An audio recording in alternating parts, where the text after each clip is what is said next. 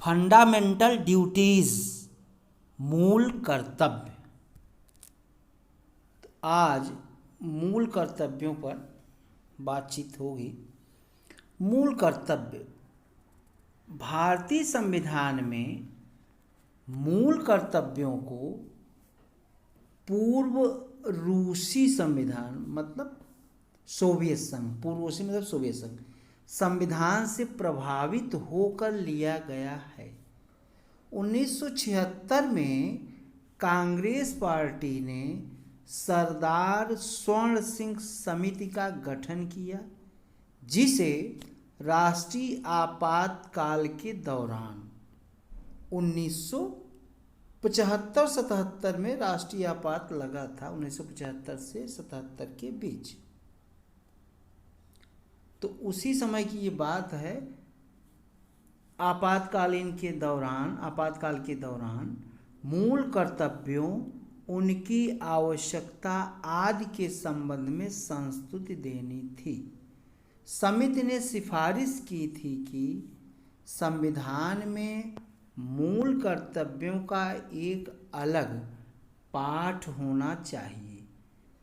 केंद्र में कांग्रेस सरकार ने इन सिफारिशों को स्वीकार करते हुए 42वां संविधान संशोधन अधिनियम 1976 लागू किया। इसके माध्यम से संविधान में एक नए भाग 4 क को जोड़ा गया। इस नए भाग में केवल एक अनुच्छेद था और वह अनुच्छेद 51 क था, जिसमें पहली बार नागरिकों के 10 मूल कर्तव्यों का विशेष उल्लेख किया गया था।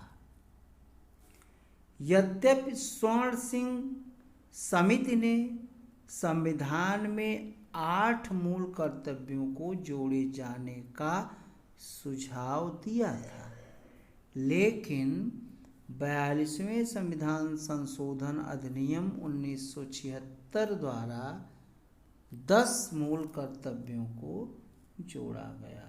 10 मूल कर्तव्यों को जोड़ा गया। समिति द्वारा दी गई कुछ सिफारिशों को कांग्रेस पार्टी द्वारा स्वीकार नहीं किया गया और इन्हें संविधान में शामिल नहीं किया गया। इनमें शामिल है जो शामिल नहीं किया गया उसमें है, संसद किसी आर्थिक दंड या सजा का प्रावधान तब कर सकती है जब कोई किसी कर्तव्य के अनुपालन से इनकार कर दे। मूल अधिकारों के लागू करने के आधार या मूल कर्तव्यों के अरुचिकर होने के आधार पर कोई भी कानून इस तरह का अर्थदंड या सजा लगाने का प्रावधान अदालत द्वारा नहीं करेगा। कर अदायगी भी नागरिकों का मूल कर्तव्य होगा। अब मूल कर्तव्यों की सूची। अनुच्छेद 51 क है ये क के अनुसार भारत के प्रत्येक नागरिक का कर्तव्य होगा। ये जो 10 कर्तव्य हैं, बाद में एक और जोड़ा गया था 2002 में 86वें संविधान संशोधन द्वारा। वो जो 6 से 14 वर्ष तक के बच्चे थे उनको निःशुल्क शिक्षा की बात थी, तो ये 11वां मूल कर्तव्य वो बाद में जोड़ा गया 2002 में। तो सबसे पहले हम लोग देखते हैं कि पहला, वह संविधान का पालन करे और उसके आदर्शों, संस्थाओं, राष्ट्रध्वज और राष्ट्रगान का आदर करें। नंबर 2, स्वतंत्रता के लिए हमारे राष्ट्रीय आंदोलन को प्रेरित करने वाले उच्च आदर्शों को हृदय में संजोए रखें और उनका पालन करें। नंबर 3, भारत की संप्रभुता, एकता और अखंडता की रक्षा करें और उसे अक्षुण्ण रखें।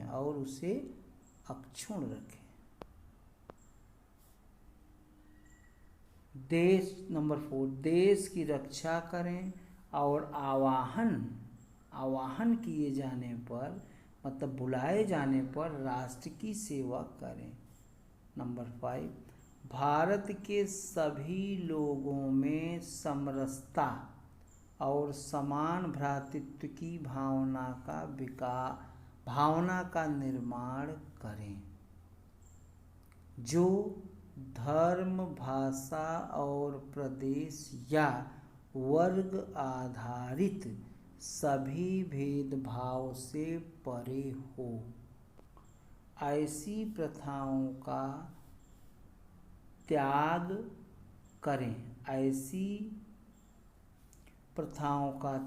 करें जो स्त्रियों के सम्मान के विरुद्ध हैं।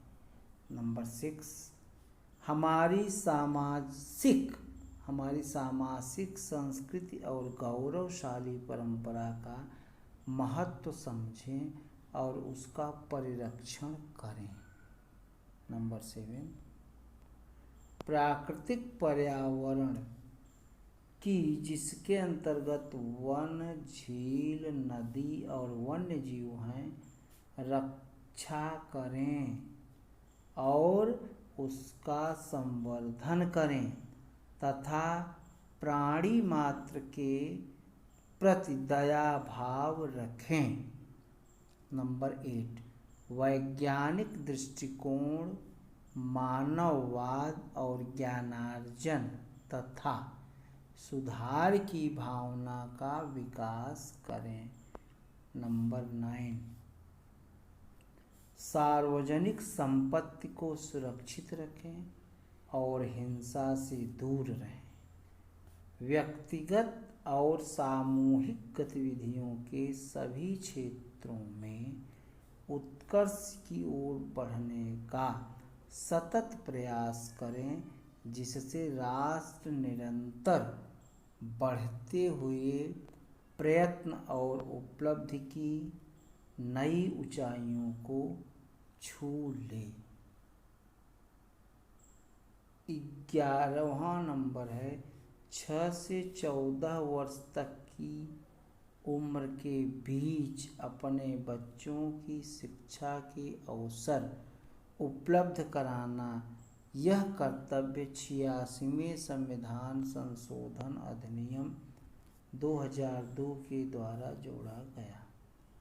और एक समिति और बनी थी, वर्मा समिति।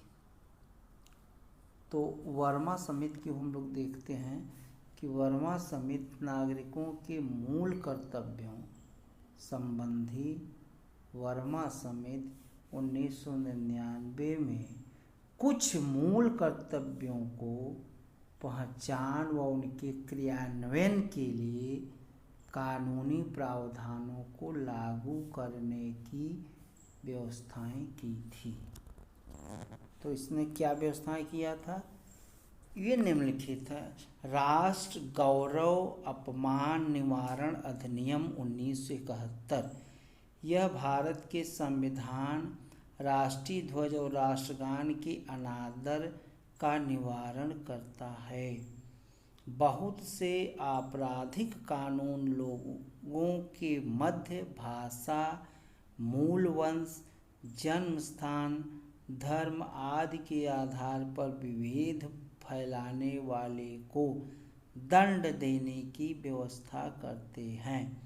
सिविल अधिकार संरक्षण अधिनियम 1955 जाति एवं धर्म से संबंधित अपराधों पर दंड की व्यवस्था करता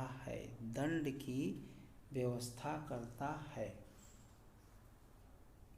भारतीय दंड संहिता IPC घोषणा करती है कि राष्ट्रीय अखंडता के लिए पूर्वग्रह से ग्रस्त अभ्यारोपण और अभिकथन दंडात्मक अपराध होगा।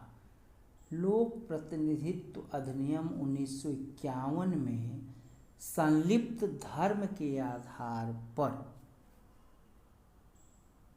मत मांगने, लोगों में धर्म, जाति, भाषा के आधार पर विभेद बढ़ाने वाले संसद सदस्यों एवं राज्य विधानमंडल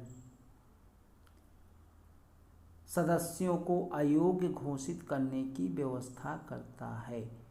वन्य जीव अधिनियम 1972 दुर्लभ और लुप्त प्राय प्रजातियों के व्यापार पर प्रतिबंध लगाता है।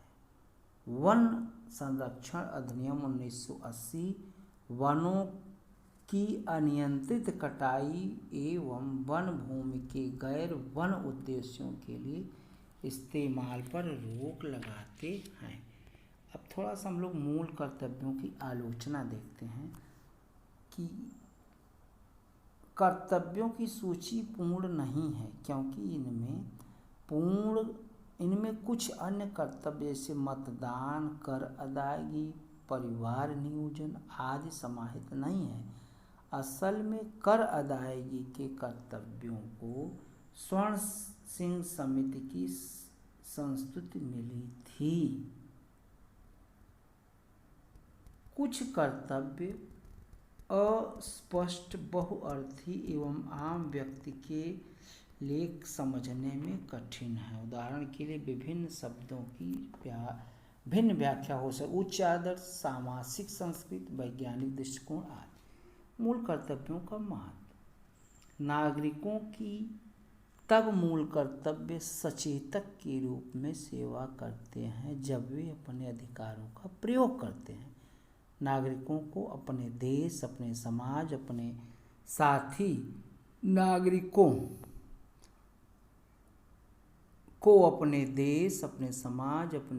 नागरिकों के प्रति अपने कर्तव्यों के संबंध में जानकारी रखनी चाहिए।